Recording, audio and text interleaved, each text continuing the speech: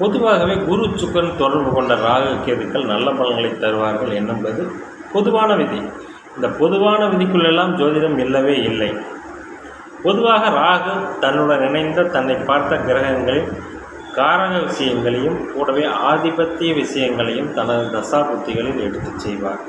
இந்த அமைப்பில் குரு சுக்கிரன் தொடர்பு கொண்டு விட்டாலே அந்த ராகு நல்ல பலன்களை செய்து விடுவாரா என்றால் இல்லை. அதாவது விதிக்குண்டான விதிவிலக்குகள் எப்படி இருந்தால் அவர் கெடுதல் செய்வார்கள். குரு சுக்கிரன் தொடர்பு கொண்ட ராகு எப்படி இருந்தால் கெடுதல் செய்வார்கள். அதாவது அந்த குரு சுக்கிரன் லக்னத்துக்கு 6 8ஆம் அதிபதியாகி, சுக்கிரன் 6 8ஆம் அதிபதியாகவோ அல்லது மாரக பாதக அதிபதியோ ஆகி அவர்களுடன் தொடர்பு கொள்ளும் கண்டிப்பாக தனது திசையை நல்ல பலன்களை செய்ய மாட்டார். அஷ்டமாதிபதியுடன் இணைந்த ராகு 8ஆம் இடத்துக்கு கெடுபலன்களான தூரதேசம், வனவாசம், அசிங்கம், விபத்து, கேவலம் எல்லாத்தையும் தருவார். 6ஆம் அதிபதியுடன் தொடர்பு கொண்ட ராகு என்ன செய்வார்? கடன், நோய், விபத்து, அசிங்கம் போன்ற விஷயங்களை தருவார்.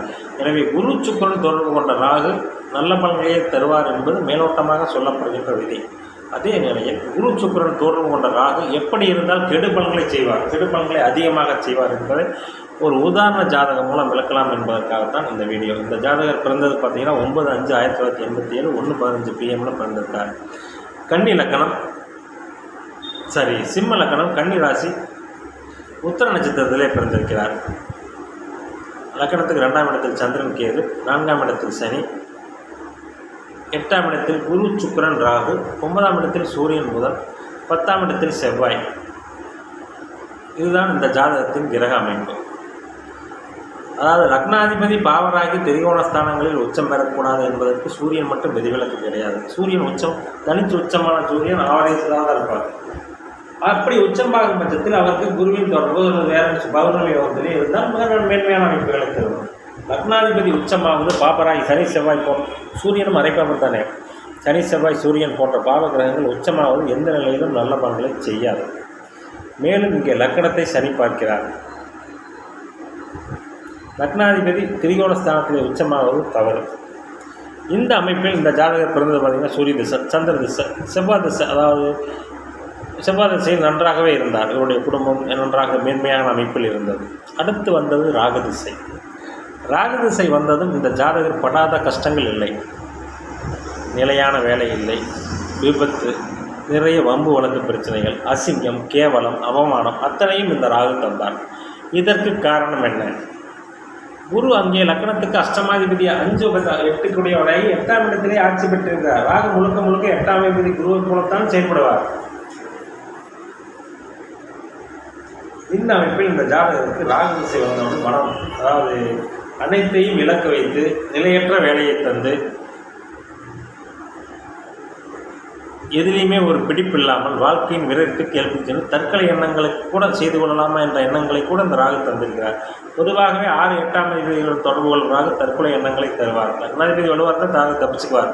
இல்லாட்டி தற்கொலை எண்ணங்களை முயற்சி செய்து அதில் வெற்றியும் பெற்று விடுவார். இந்த ஜாதகத்தில் லக்னாதிபதி என்ன இருந்தாலும் உச்சமாக இருக்கிறார். பாவராக இருந்தாலும் லக்னாதிபதி கெடவில்லை. ஆனால் லக்னாதிபதி உச்சம் பெறுவது யோகத்தை தராது. சனி செவ்வாய் சூரியன் போன்ற பாவ கிரகங்கள் லக்னாதிபதியாகி உச்சமாவது பெருத்த யோகத்தை தராது. இங்கே குரு சுக்கிரன் இருவரும் இணைந்திருக்கிறார்கள். குரு சுக்கிரன் இணைந்தாலே என்னாகும்? திருமணம், புத்திர பாக்கியம் தாமதமாகும். இந்த ஜாதகத்துக்கு பார்த்தீங்கன்னா 37 வயசு முடிஞ்சு 38 வயசு ஆகுது. இன்னும் திருமணம் ஆகவில்லை. ராகு திசையில் சந்திரபத்தி போயிட்டு இருக்கு. இந்த சந்திரபத்தியும் இந்த ஜாதகத்துக்கு திருமணம் நடக்கும்.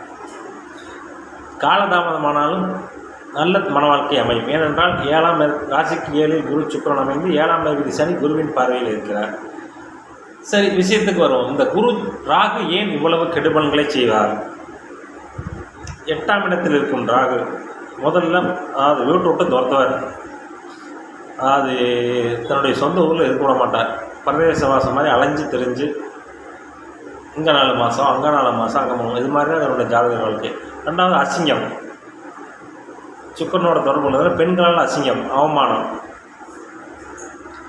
பொருளாதாரத்தை முடக்குவார். குரு சுக்கிரன் தொடர்ந்தாலும் குரு தன்னுடைய காரணத்தை தரமாட்டார்கள். அட்டமாதிபதி ஓடு இணைந்தராக என்ன செய்வார்? பொருளாதாரத்தை தரமாட்டார். தூர இடங்களுக்கு நகர்த்தி அவனை மிகவும் சங்கடங்களுக்கு உள்ளாக்குவார். யார் பார்த்தீங்கன்னா ப்ரைவேட் ஸ்கூலில் ஒரு டீச்சராக ஒர்க் பண்ணிருக்கார். கவர்மெண்ட் வேலை கிடைக்கும் நிறைய ஜோசியை சொல்லியிருக்காங்க. கவர்மெண்ட் வேலை இந்த ஜாதகத்துக்கு உதவியே கிடைக்காது. சிம்மாதிபதி உச்சமானாலும் சிம்மத்தை சனி பார்க்குறது எப்படி அரசு வேலை கிடைக்கும்? அரசு வேலை இந்த ஜாதகருக்கு அறவே இல்லை. எனவே குரு சுக்கிரன் தொடர்பு கொண்டு விட்டாலே அந்த ராகு நல்ல பலன்களை செய்யும் என்பது விதிவிலக்கு இல்லாத விதி அல்ல. எல்லா விதிகளுக்குமே விதிவிலக்கு உண்டு. விதிவிலக்கு இல்லாத விதிகள் ஜோதிடத்தில் இல்லவே இல்லை.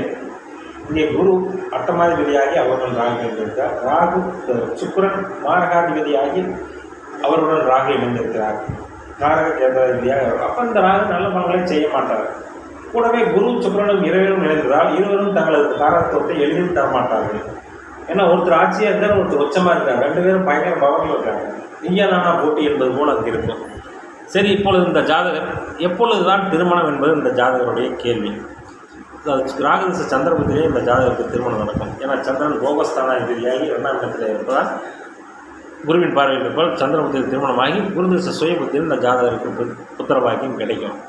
குரு திசை இந்த ஜாதகருக்கு நன்றாகவே இருக்கும். ஏனென்றால் குரு சுக்கிரன் 8இல் மறைந்தாலும் சந்திரன் வளர்மறை சந்திரனின் பார்வையில் பௌர்ணமிக்கு எதிரான சந்திரனின் பார்வையில் இருப்பதால் இந்த ஜாதகர் தூர இல்லங்களில் நன்றாக வாழக்கூடிய அமைப்பு இருக்கிறது. இதே போல் 7ஆம் அதிபதி சனியாய் குருவின் பார்வையில் இருப்பதும் இந்த ஜாதகருக்கு மன வாழ்க்கை போன்ற விஷயங்கள் இருக்கிறது. இங்கே பார்த்தீங்கன்னா சூரியன் உங்களுக்கு வச்சும் அரசு வேலை கிடைக்கும்னு சொல்லி இந்த ஜாதகம் நிறைய பேர்த்துட்டு ஏமாந்துருக்காரு. அதே போல் உங்கள் ராகுதிசை அருமையாக இருக்கும். குரு சுக்கிரனோட சேர்ந்துருக்கு. குருதிசை பிரமாதமாக இருக்கும். எப்பொழுதுமே ஆட்சி உச்சம் பெற்ற கிரகத்துடனே ராகு நல்ல பலன்களை செய்ய மாட்டாரு. அதே போல் மாரகாதிபதி அட்டமாதிபதியான குரு சுக்கிரனுடன் தொடர்பு கொண்ட ராகு அந்த குரு மாரக அட்டமாதிபதி தனது தசையில் எடுத்து செய்வார். பணத்தையே கண்ணில் காட்ட மாட்டார். பணம்னா இன்னும் இந்த ஜாதகருக்கு புரிய வைப்பார்.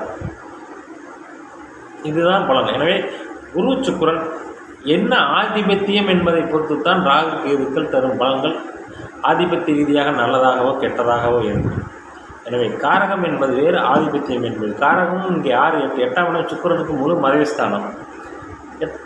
குருவுக்கும் அது மறைவுஸ்தானம் தான். மறைவுஸ்தானத்தில் இருந்தாலும் ஆட்சி பெற்றிருக்கார். சுக்கிரன் உச்சம் பெற்றிருக்கார். இருந்தாலும் இருவரும் இணைந்திருக்கிறார்கள். அவருடன் ராகு இணைந்திருக்கிறார்.